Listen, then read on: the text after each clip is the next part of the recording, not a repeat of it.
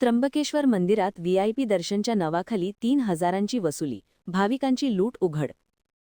12 ज्योतिर्लिंगांपैकी एक असलेल्या त्र्यंबकेश्वर ज्योतिर्लिंग येथे दर्शनासाठी येणाऱ्या परराज्यातील भाविकांची लूट होत असल्याचा धक्कादायक प्रकार समोर आला आहे.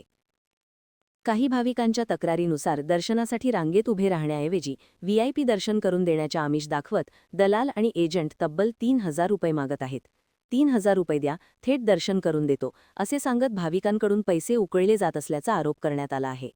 गेल्या काही दिवसांपूर्वी मंदिर परिसरात सुरक्षा कर्मचाऱ्यांकडून भाविकांना मारहाण झाल्याची घटना ताजी असतानाच आता दलालांकडून होत असलेली ही वसुली गंभीर प्रश्न निर्माण करत आहे.